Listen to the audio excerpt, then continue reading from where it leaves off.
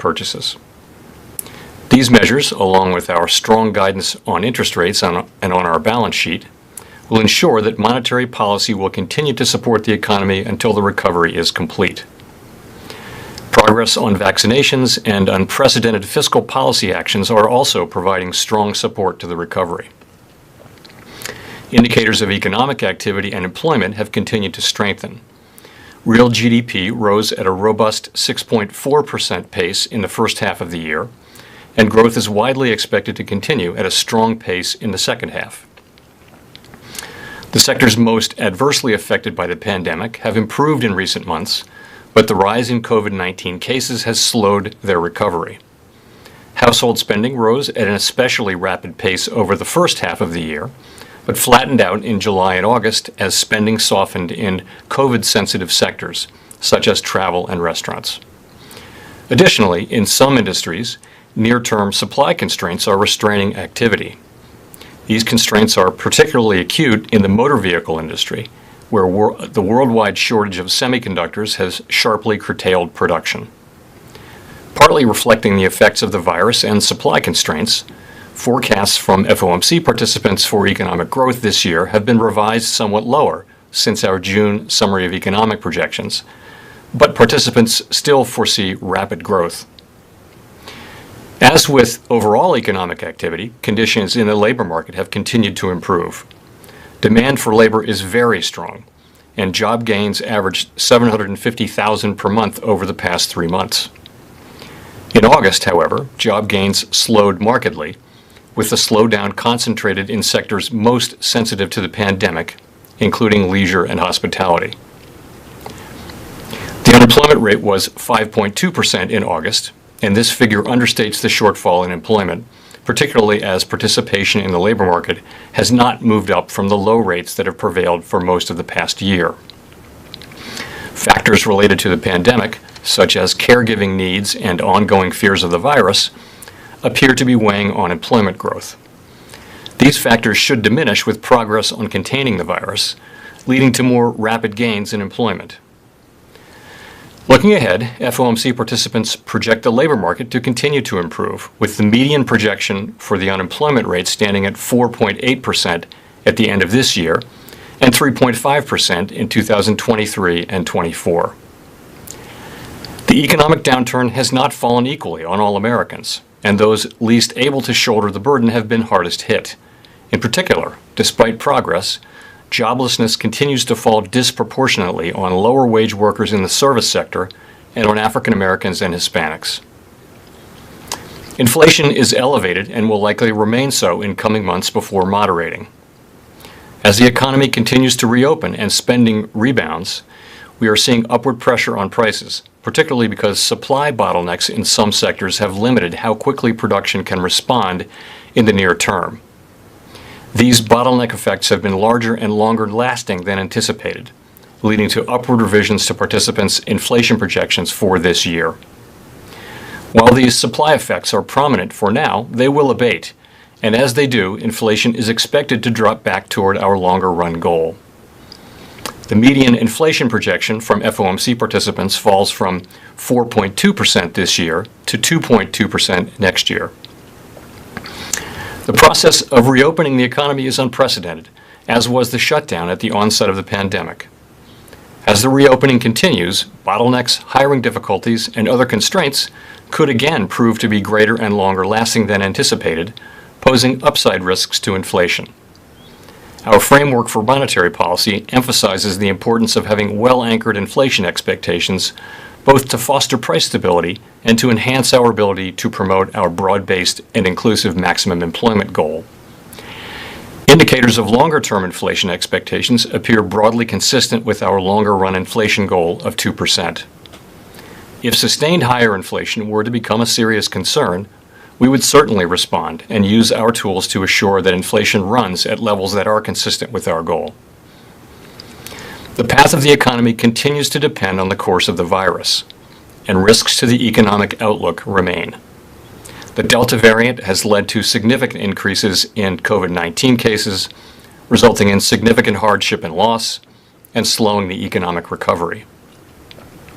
Continued progress on vaccinations would help contain the virus and support a return to more normal economic conditions. The Fed's policy actions have been guided by our mandate to promote maximum employment and stable prices for the American people, along with our responsibilities to promote the stability of the financial system. Our asset purchases have been a critical tool. They helped preserve financial stability and market functioning early in the pandemic, and since then have helped foster accommodative financial conditions to support the economy. At our meeting that concluded earlier today, the committee continued to discuss the progress made toward our goals since the committee adopted its asset purchase guidance last December. Since then, the economy has made progress toward these goals. If progress continues broadly as expected, the committee judges that a moderation in the pace of asset purchases may soon be warranted. We also discussed the appropriate pace of tapering asset purchases once economic conditions satisfy the criterion laid out in the committee's guidance. While no decisions were made, participants generally view that, so long as the recovery remains on track, a gradual tapering process that concludes around the middle of next year is likely to be appropriate. Even after our balance sheet stops expanding, our elevated holdings of longer-term securities will continue to support accommodative financial conditions. The timing and pace of the coming reduction in asset purchases will not be intended to carry a direct signal regarding the timing of interest rate liftoff, for which we have articulated a different and substantially more stringent test. We continue to expect that it will be appropriate to maintain the current 0 to 1/4% target range for the federal funds rate until labor market conditions have reached levels consistent with the committee's assessment of maximum employment, and inflation has risen to 2% and is on track to moderately exceed 2% for some time. Half of FOMC participants forecast that these favorable economic conditions will be fulfilled by the end of next year. As a result, the median projection for the appropriate level of the federal funds rate lies slightly above the effective lower bound in 2022. Participants generally expect a gradual pace of policy firming that would leave the level of the federal funds rate below estimates of its longer run level through 2024. Of course, these projections do not represent a committee decision or plan, and no one knows with any certainty where the economy will be a year or more from now. More important than any forecast is the fact that policy will remain accommodative until we have achieved our maximum employment and price stability goals. To conclude, we understand that our actions affect communities, families, and businesses across the country. Everything we do is in service to our public mission. We at the Fed will do everything we can to support the economy for as long as it takes to complete the recovery. Thank you, and I look forward to your questions. Thank you. We'll go first to Rachel Siegel. Thank you, Michelle, and thank you, Chair Powell, for taking our questions. When it comes to the taper and eventually to any rate increases, I'm wondering if you can walk us through what substantial further progress looks like given the latest batch of projections that have PCE inflation coming in a little higher than the June projection, the unemployment rate also being higher than June, as well as the change to GDP lower than June. If you could help us make sense of all those things as you sort through what substantial further progress looks like, that would be great. Sure. So the test for beginning our taper is that we've achieved substantial further progress toward our goals of inflation and maximum employment. And for inflation, we appear to have achieved more than significant progress, substantial further progress. So that part of the test is achieved in my view and in the view of many others. So the question is really on the maximum employment test. So if you look at a good number of indicators, you will see that since last December when we articulated the test and the readings today, in many cases more than half of the distance, for example, between the unemployment rate in December of 2020 and typical estimates of the natural rate, 50 or 60% of that road has been traveled. So that could be substantial further progress. Many on the committee feel that the substantial further progress test for employment has been met. Others feel that it's close. They want to see a little more progress. There's a range of perspectives. I guess my own view would be that the substantial further progress test for employment is all but met. And so once we've met those two tests, once the committee decides that they've met, and that could come as soon as the next meeting, That's the purpose of that language, is to put notice out that could come as soon as the next meeting. The committee will consider that test, and we'll also look at the broader environment at that time and make a decision whether to taper. Thank you. We'll go to Howard Schneider.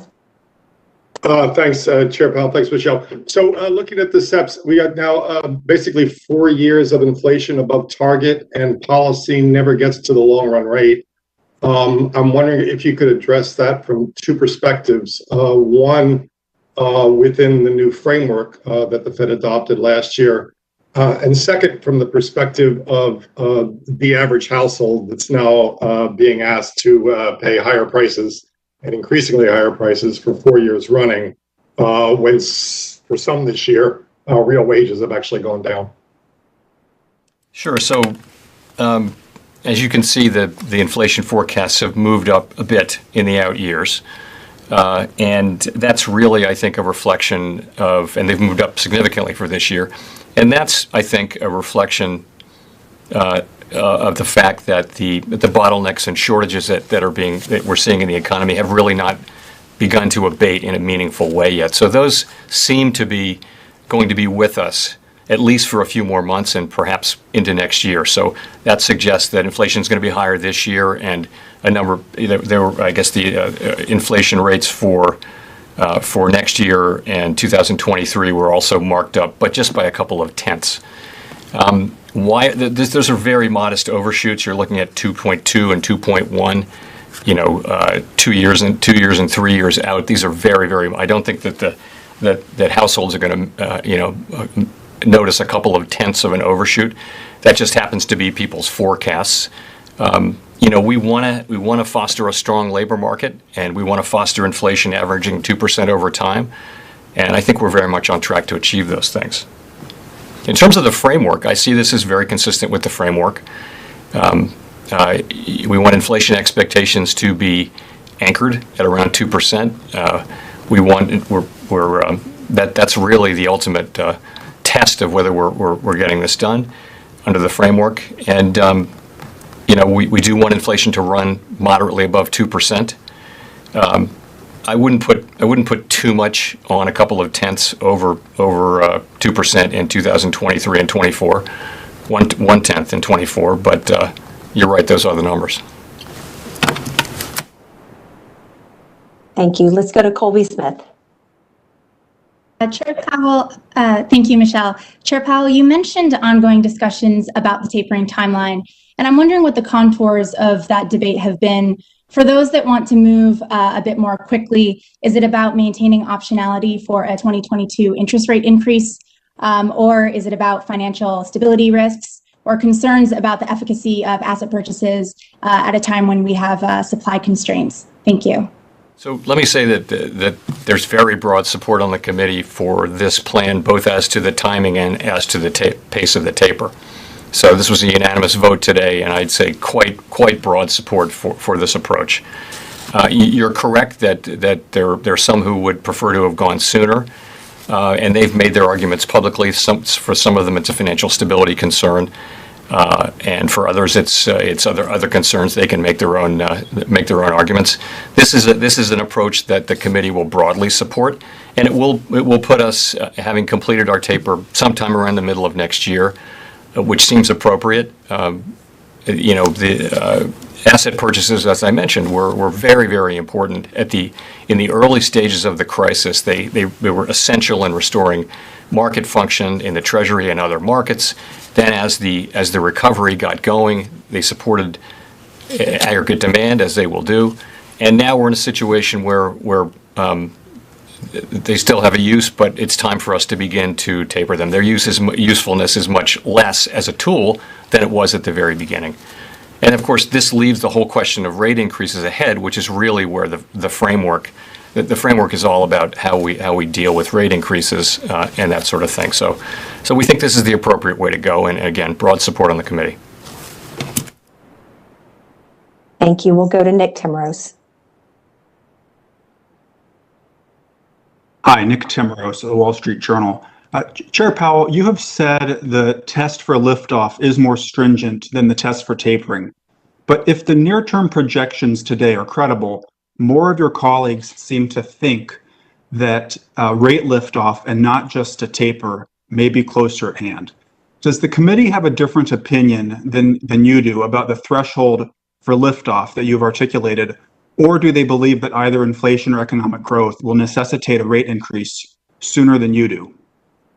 Well, so again, substantial further progress toward our goals is the test for beginning the taper. And the taper takes some months in everyone's figuring. So you're going to be well away from satisfying the liftoff test when we begin the taper. So in terms of the liftoff test, though, it's what we adopted last September. It's labor market conditions consistent with maximum employment.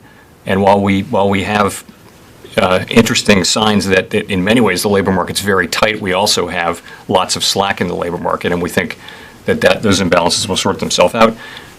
Inflation at 2% and on track to achieve moderately higher inflation over 2%, that really depends on the path of inflation. If inflation remains higher during the course of 2022, then we may already have met that test by the time we reach liftoff. So I just think if you look at what people are writing down for year-end 2022 numbers, some people are writing down very low unemployment rates, and that's only one indicator, but it suggests a very strong labor market. And I think they're writing down in good faith what they see as meeting the test. There's a range of perspectives about where the economy will be, but by the way, all but one participants have us lifting off during 2023. So it's not really an unusually wide array of views about this. Thank you.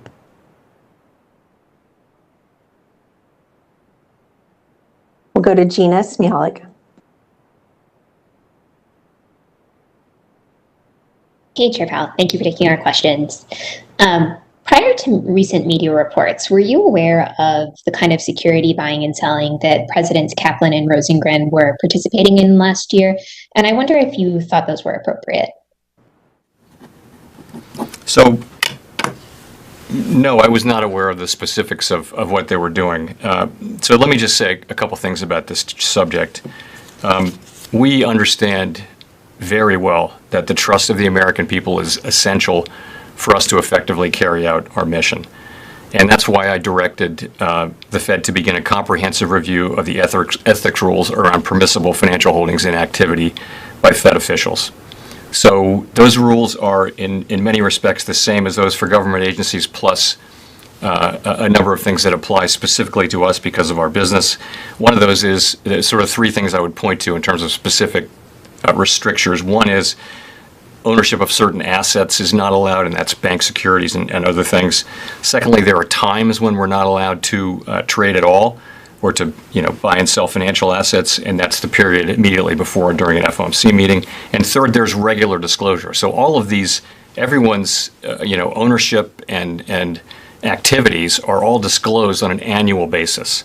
So I would have had to go back and read people's financial disclosures to know what their activities have been. This has been our framework for a long time, and I guess you'd say it's served us well. The other thing you would say, that it is now clearly seen as not adequate to the task of really sustaining the public's trust in us. We need to make changes, and we're going to do that as a consequence of this. This will be a thoroughgoing and comprehensive review. We're going to gather all the facts and look at ways to further tighten our rules and standards.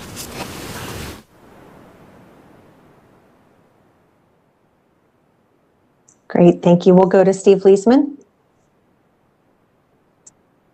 Thank you. Thank you, Mr. Chairman. I want to follow up on Gene's question. The issue of ownership of these stocks and trades, do you think it's appropriate for Federal Reserve officials to be owning the same assets that the Federal Reserve is buying? Is that one of the modifications that you're looking at? And in that, you said yourself they don't clearly not seen as appropriate. In that, the Fed's code of conduct says Fed officials should avoid even the appearance of conflict. Do those trades, in fact, and holdings violate the Fed's code of conduct? Finally, do you have a timeline as to when you might be done with your review? Thank you, sir. Don't have a timeline yet. We can start with that. Well, let me address the muni question since that's in there. I personally owned municipal securities for many years, and in 2019 I froze that, meaning I'm holding all those securities, my wife and I, to maturity, and munis were always thought to be a pretty safe place for a Fed person to invest because, as you know, the lore was that the Fed would never buy municipal securities, so it was not an uncommon thing.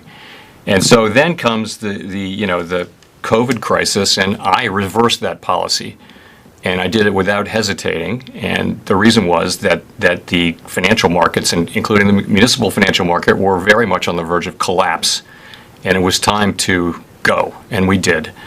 But we also checked with the Office of Government Ethics, who looked carefully at it and said that I didn't have a conflict. So that's one answer that I wanted to share with you. Secondly, you're right, though. We're going to be looking at all of those things. I don't want to get ahead of the process here and speculate about particular outcomes. But this, again, comprehensive and deliberate process. We're going to make changes. I want to be able to look back on this years from now and know that we rose to meet this challenge and handled the situation well, and that what we did made a lot of sense and protected the public's interest and the institution that we're all a part of. I'm sorry, Chair Powell, I just want to follow up. You said I was right. When you said right about that the Federal Reserve should not own the same assets they're buying? Is that what I think that's a reasonable thing. Yeah, and of course, for the most part, we don't. I mean, it was a real coincidence. I happened to pre-own these munis. They were bought many years ago, actually. And so we started buying munis as part of the municipal liquidity facility. So it was really it just was an unforeseen event, and I couldn't sell them. So what I did was I just held them, checked with the ethics people, and went ahead. So, but as a general principle, yeah, that makes a lot of sense. Thank you. Thank you. We'll go to Chris Vergaber. Thank you. Thank you, Chair Powell. Well, I had a question about jobs and the Fed's schedule, the Fed's policy framework you laid out here. You and other Fed officials have often talked about expecting a job market pickup in September as more children return to school, freeing up more parents to work, COVID abating. You mentioned in the past the extra unemployment benefits expiring. There's some real-time data suggesting that we may not be seeing much of a return of labor supply. So do you still expect to see that in the next couple of jobs reports? And how would a relatively weak jobs report in September affect your plans? Thank you. So you're right. We have really, I'll call it a unique situation where by many measures the labor market is tight, and 11 million job openings, very widespread reports from employers all over the economy saying it's quite difficult to hire people, wages moving up and that kind of, so quite a tight labor market. So our view, I think a widespread view a few months ago, was that several things were coming together in the fall, including kids back to school, which would lighten caregiving duties, including the expiration of extra unemployment benefits, and other things would come together to provide an increase in labor supply. And so we'd get out of this strange world where there are lots of unemployed people and a high unemployment rate, but a labor shortage. And so what happened was Delta happened, and you have this very sharp spike in Delta cases, and I think so that affects, for example, when schools are open 60% of the time, or when they're always at a threat of being closed because of the Delta variant. You might want to wait rather than going ahead and taking a job and starting work only to have to quit it 3 weeks later. You're going to wait until you're confident of that. So some of that may not have happened. Also, people didn't, as you know, hiring and spending in these face-to-face service industries, travel and leisure, it just kind of stopped during those months. So that really the big shortfall in labor in jobs was largely in travel and leisure, and that's clearly because of Delta. So that all happened. And so what we know is that it didn't happen. I think there's still, it may just be that it's going to take more time, but it still seems that inexorably these are people who were largely working back in February of 2020. They'll get back to work when it's time to do that. It just may take longer time. You're right, though, it didn't happen with any force in September, and a lot of that was Delta. In terms of you asked also about the test for November. I think if the economy continues to progress broadly in line with expectations, then I think, also the overall situation is appropriate for this, then I think we could easily move ahead at the next meeting, or not, depending on whether we feel like that those tests are met. Well, if I just quickly follow up, I mean, how much of that will depend on what kind of jobs report we get for September? And I mean, is it, are you in a data-dependent phase here where you need to see certain numbers going ahead, or are we at a point where you've accumulated enough progress that?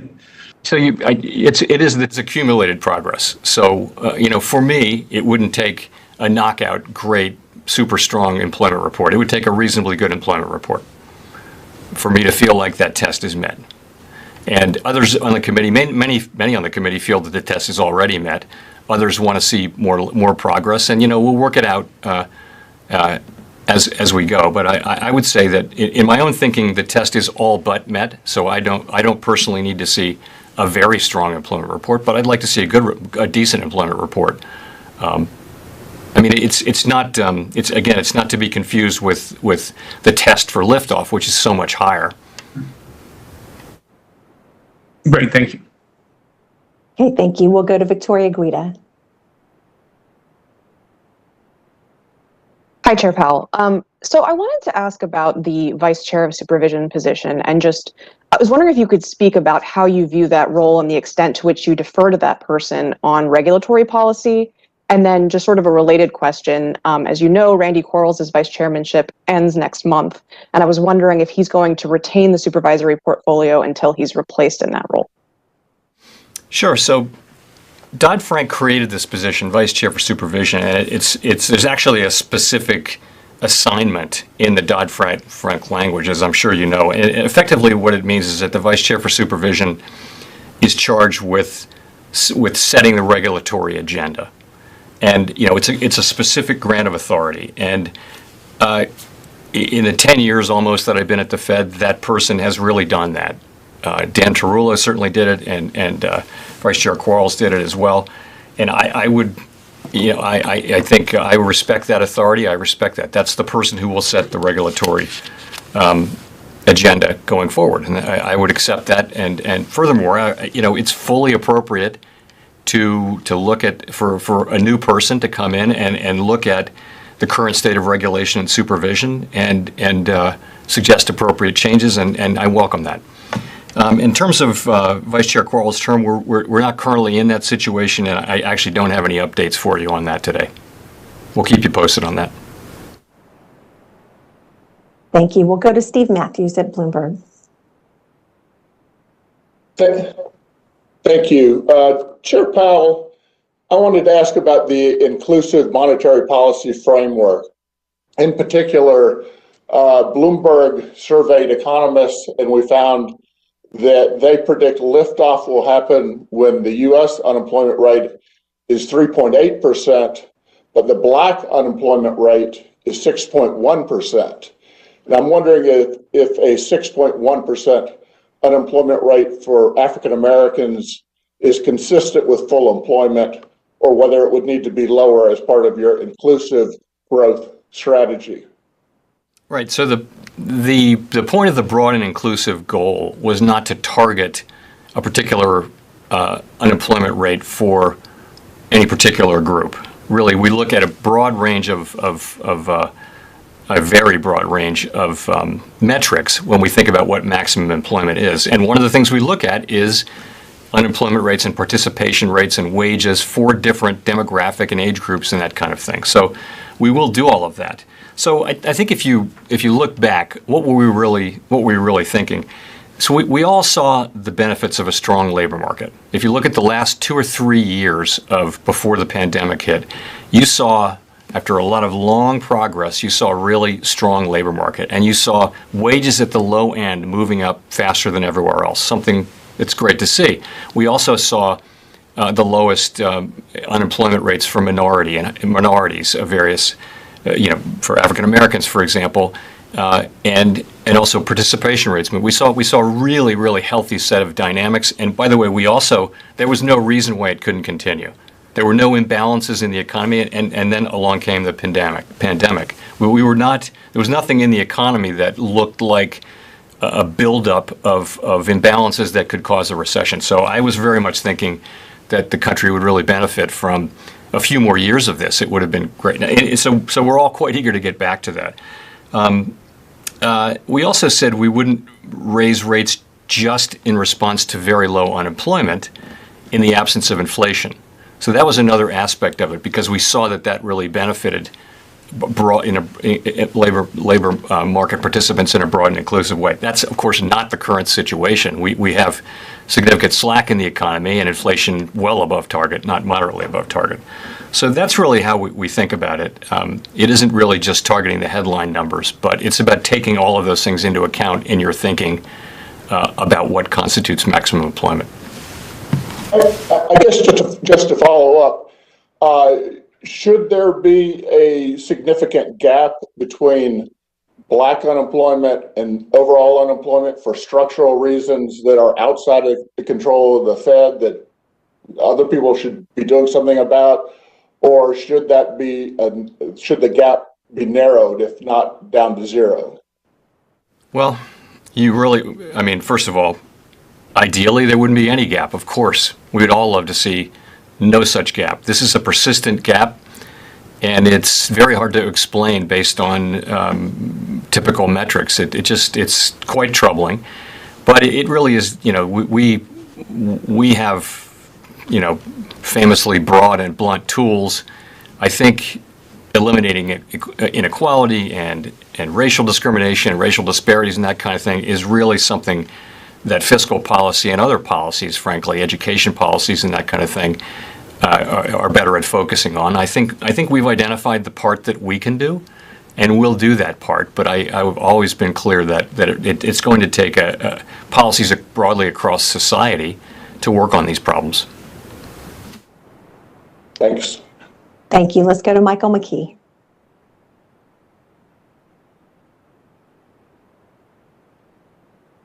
A plan for dealing with a debt default that included prioritization, that included changes in bank regulations, and possibly selling defaulted or non-defaulted treasuries and buying those who are that are. Are any of all of those still on the table? Do you think any of those would work? And what would happen to the economy, in your view, should the debt ceiling not be raised? So I missed the first few words, but I think I got your question. So it's just very important that the debt ceiling be raised in a timely fashion so that the United States can pay its bills when and as they come due. That's a critically important thing. The failure to do that is something that could result in severe reactions, severe damage to the economy and to the financial markets, and it's just not something that we should contemplate. I'm not going to comment on particular tactics or things like that. I'm just going to say that I think we can all agree that the United States shouldn't default on any of its obligations, should pay them when and as due, and that no one should assume that the Fed or anyone else can protect the markets or the economy in the event of a failure, fully protect in the event of a failure to make sure that we do pay those. That's when they're due. Good. If I could follow up, have you discussed options with members of Congress? I don't generally ever talk about the conversations I have with elected officials or other appointed officials. But look, you can see that this is a major focus among those who have responsibility for it, and including elected people. Thank you. Let's go to Hannah Lang. Hi, thanks so much. Senator Warren sent you a letter last week urging the Fed to break up Wells Fargo, citing what she called ungovernable behavior from the bank. I was just curious, under what circumstances would the Fed actually consider revoking a financial holding company's license, and if the indiscretions at Wells Fargo, in your opinion, warrant such an action?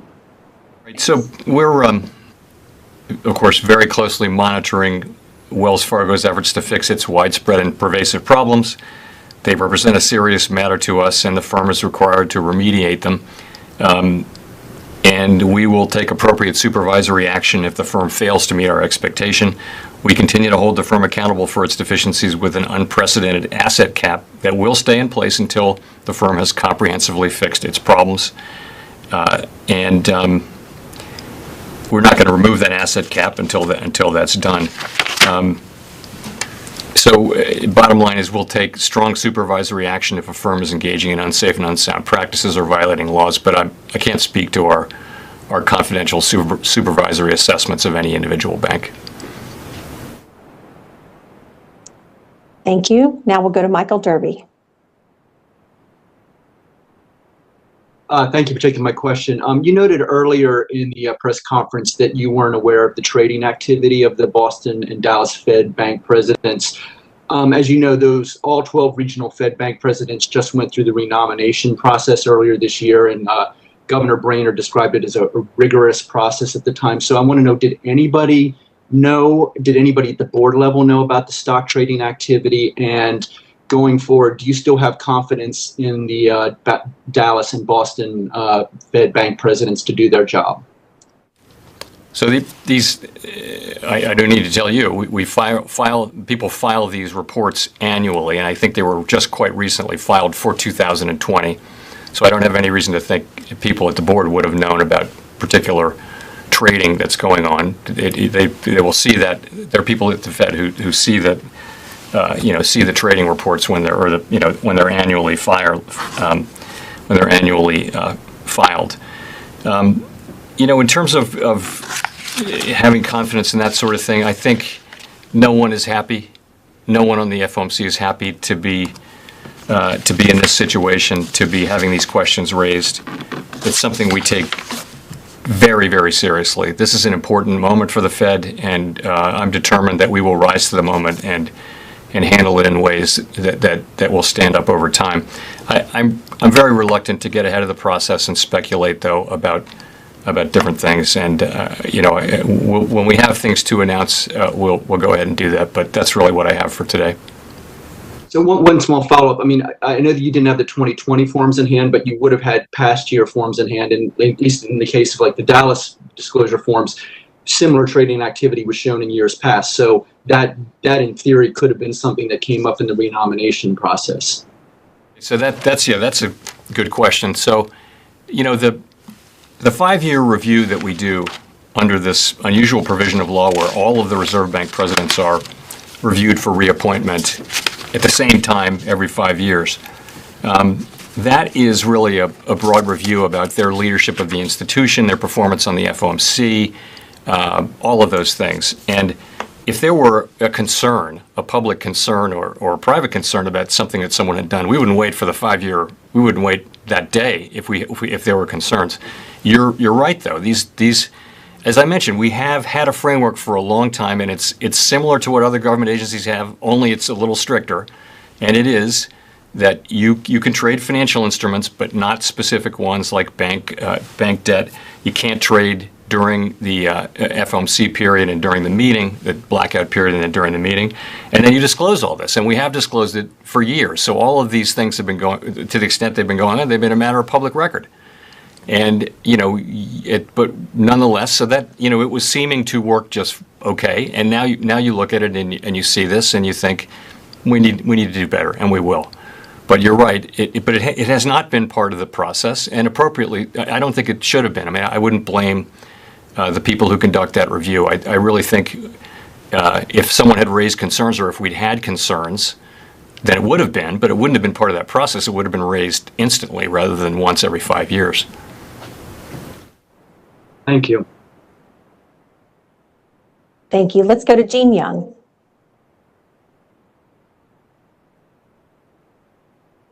Thank you, Michelle. Chair Powell, I wanted to ask about how the Fed would balance the two parts of its dual mandate.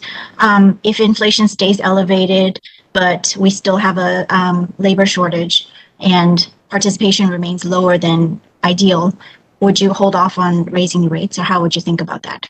Thank you. Well, let me say one thing. You're looking for conditions consistent with maximum employment to lift off, and those conditions can change over time. So you're not necessarily bound by a particular level of the unemployment rate or the participation rate or anything else like that, which can change over time. But more to your point, really, we actually have a paragraph in our framework, and something like this has been there for a long time. I think it's paragraph 6. And you're talking about a situation in which the two goals are not complementary; they're somehow in tension. And if we judge that is the case, what it says is we take into account the employment shortfalls and inflation deviations and the potentially different time horizons over which employment and inflation are projected to return to levels judged consistent with mandate. So we used to call that the balanced approach paragraph because it had those words. So it's a very difficult situation for any central bank to be, to be in a situation where the two goals are in tension. And that paragraph tries to address it by saying we would sort of weigh the equities between the two, how long will it take, and how big are the gaps, and that kind of thing. We don't really think we're in that, we're sort of in that situation, I'd say, in a short-term way. But we think, we do expect that that this is sort of because of the COVID shock and the reopening and all that, you're seeing this temporarily.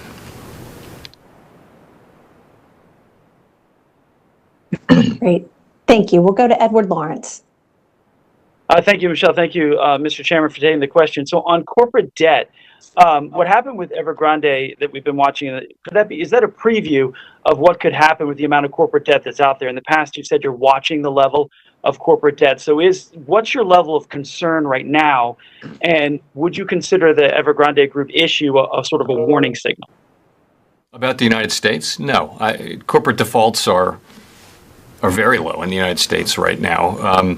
Corporate leverage built up over the course of the long expansion that ended with the pandemic.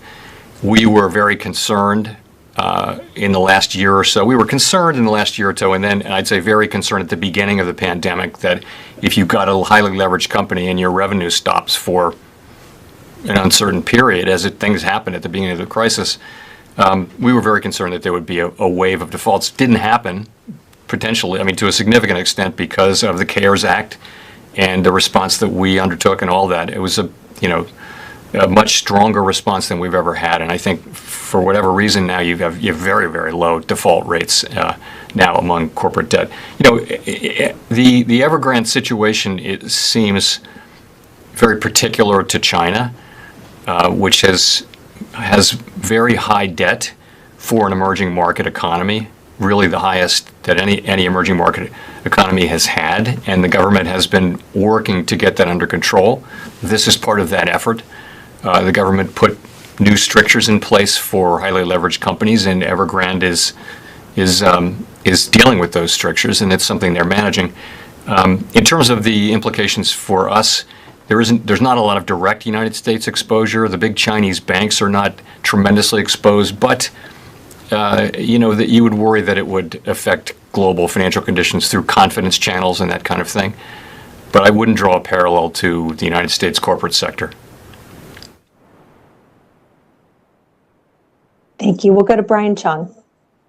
Hi, Chairman Powell. Just wondering if you could give us an update on whether or not you've had conversations with the White House about a possible reappointment, and then whether or not you would like to be reappointed as this chatter kind of builds up. Thanks. I think the phrase goes, I have nothing for you on that today. Sorry. I'm focused on doing my job. Focused on doing my job every day for the American people, and I don't have any comment on that, Brian. Sorry about that. Let's go to Greg Robb. Thanks for taking my question, Chair Powell.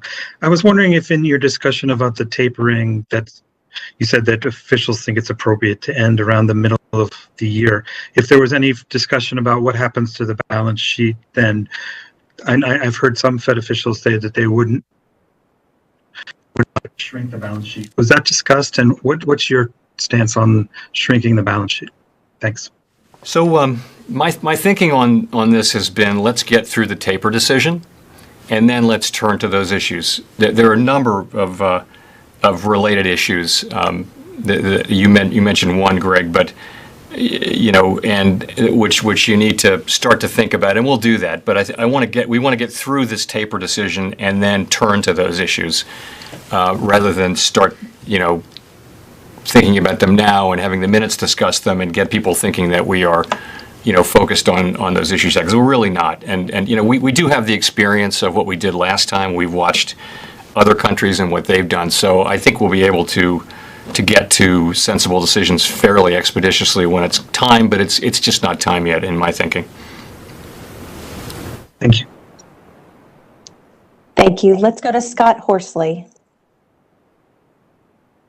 Thank you, Mr. Chairman. You talked a little bit about inflation expectations, and there does seem to be something of a divide between market expectations and the views of professional economists, which are pretty much in line with the FOMC members, and lay people's expectations, at least as reflected in the recent New York Fed survey.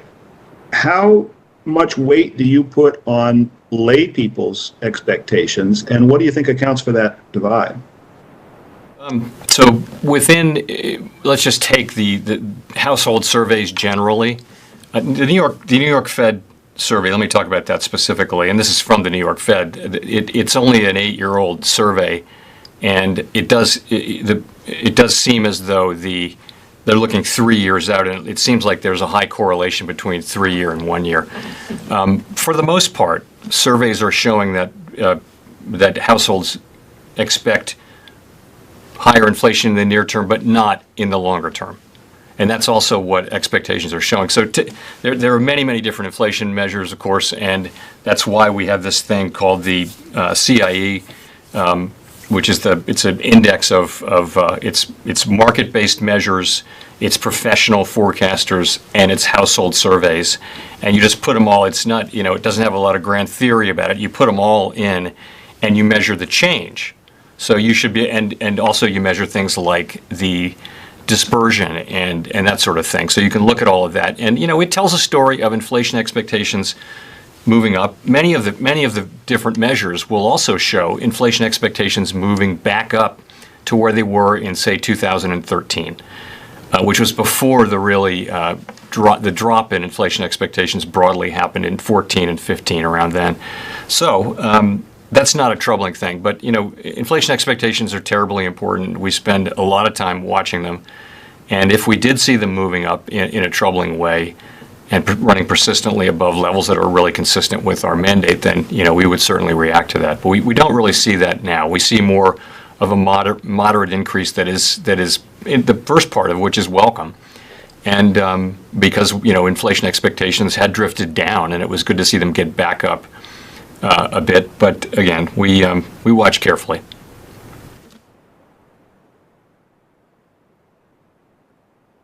Thank you. Let's go to Heather Scott.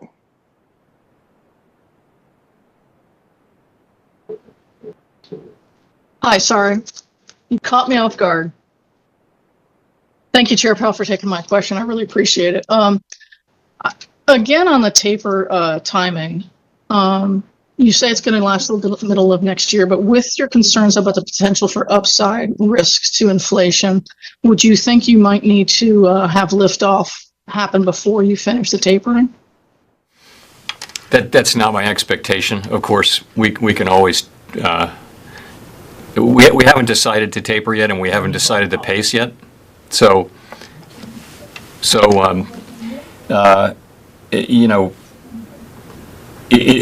not my expectation that we would have to. We can certainly speed up or slow down the taper if it becomes appropriate, though. Absolutely. In fact, back in 2013 when we tapered, we always said we weren't on a preset course. I think this will be a shorter period. The economy is much farther along than it was when we tapered in 2013. So it makes sense to allow the runoff to happen. It's a very gradual taper. It will be when we agree on it, and. But we certainly have the freedom to either speed it up or slow it down if that becomes appropriate. But you wouldn't expect rate liftoff to happen until you're finished with that process?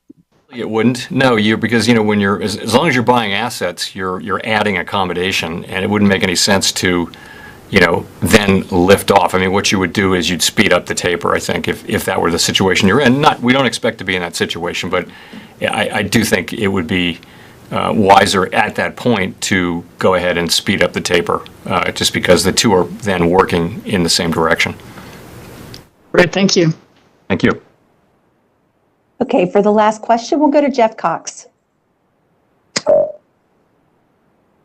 Thank you, Mr. Chairman, for taking the question. I just wanted to check in with you to see if you have an update at all on the efforts from the Fed to develop a central bank digital currency. I believe that the report was supposed to come this summer, and indications that it's going to come this month. But the drumbeat seems to be kind of getting louder to see where the Fed's heading on this, and just wondering if you can provide some update there. Sure, I'd be glad to. So we think it's really important that the central bank maintain a stable currency and payment system for the public's benefit. That's one of our jobs. We also live in a time of transformational innovation around digital payments, and we need to make sure that the Fed is able to continue to deliver to the public a stable and trustworthy currency and payment system. So there's extensive private innovation, a lot of which is taking place outside the regulatory perimeter, and innovation is fantastic. Our economy runs on innovation, but where the public's money is concerned, we need to make sure that appropriate regulatory protections are in place, and today they really are not in some cases.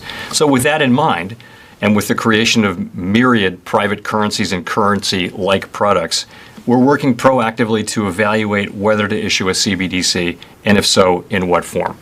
We have two broad work streams, one of which is really technology, both at the board and in the Federal Reserve Bank of Boston's work with MIT. The other of which is to identify, scope out, deal with, analyze the various public policy issues. As you mentioned, we do intend to publish a discussion paper soon that will be the basis for a period of public engagement with many different groups, including elected officials, around these issues. We think it's our obligation to do the work both on technology and public policy to form a basis for making an informed decision. The ultimate test will apply when assessing a central bank digital currency and other digital innovations is, are there clear and tangible benefits that outweigh any costs and risks? We're also, as you know, investing heavily right now in building a new settlement system for instant payments in the U.S. It'll be the first such major expansion of our core payment system since the 1970s. We found the case for this quite compelling for consumers, businesses, and just ensuring that all financial institutions have access to the payment system. So bottom line, we haven't made a decision about the CBDC, but we will be issuing a discussion paper soon in order to form the basis of this public interaction that we'll have. Thank you very much. If I can have a quick, can I get a quick follow on that? Thank you. I'm just wondering if you're okay. Are you concerned at all with kind of falling behind in the global race for digital currencies? I think it's important that we get to a place where we can make an informed decision about this and do so expeditiously. I don't think we're behind. I think it's more important to do this right than to do it fast. We are the world's reserve currency. And I think we're in a good place to make that analysis and make that decision. By the way, which will be a government-wide decision. We would do this. We would have to have a meeting of the minds with the administration, and also probably with Congress. We would really like to have broad support for this. It's a very important innovation, and I think we would need that to go ahead, and that's the process we're engaged in. Thanks very much. Thank you.